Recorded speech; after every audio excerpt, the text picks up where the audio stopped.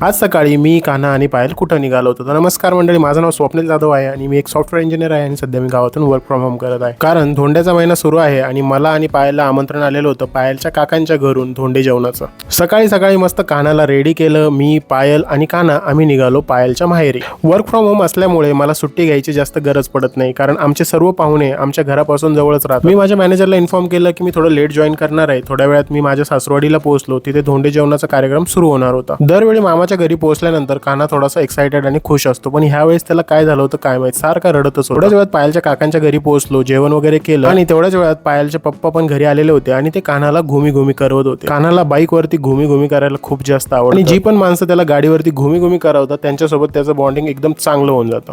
तसं फिरून आल्यानंतर कान्हाला इथे एक मांजर दिसली आणि तो तिच्याकडे बघून थोडा घाबरला आणि त्यानंतर मला पायल म्हणत होती चला आता आपल्याला घरी निघावं. कारण घरून येताना मी पायलला बोलवतो आज माझं ऑफिस आहे, मला सुट्टी नाही भेटलेली. जेव्हा मी आमचं कॅलेंडर उघडून बघितलं तेव्हा मला कळलं आज तर पब्लिक हॉलिडे होता, म्हणजे मी सुट्टीच्या दिवशीच मॅनेजरकडे सुट्टी मागत होतो. त्यानंतर आता वेळ झालेली होती घरी निघण्याची. सर्वांना कान्हा भेटत होता. भेटून झाल्यानंतर आम्ही घराच्या दिशेने निघालो, पण कान्हा मस्त गाडीमध्ये झोपून गेला होता. कान्हा झोपलेला होता तोपर्यंत आम्ही आमच्या गावामध्ये पोहोचून गेलो आणि गावामध्ये पोहोचल्या सुनील काका आले होते कान्हाला भेटण्यासाठी रस्त्यामध्ये. सुनील आणि सचिनला तर माहितच नव्हतं कान्हा गाडीमध्ये झोपलेला आहे. ते आले आणि ते कान्हासोबत खेळायला लागले. तेवढ्यात कान्हाची झोप मोडली. कान्हा इतका ऍक्टिव्ह आहे, तो फक्त झोपेतच शांत असतो. त्यानंतर त्याची इतकी मस्ती सुरू होते. कान्हाची निवांत झोप झाली की आम्हाला पण निवांत वाटतं. बाहेरून कधीही घरी आलं की सर्वात पहिले आजी कान्हाची नजर उतरवते, कारण आजीला असं वाटतं कान्हाला नजरच लागली असेल. 2 तास कारमध्ये प्रवास करून कान्हाचं मन काय भरलेलं नव्हतं. त्याला घरी येऊन बाईकवरती घुमी करायचीच होते. रात्री कान्हाला एंटरटेन करण्यासाठी डान्सचा प्रोग्राम आयोजित केला होता. भेटूया पुढच्या मिनी ब्लॉगमध्ये. तोपर्यंत लाईक, शेअर, सबस्क्राईब.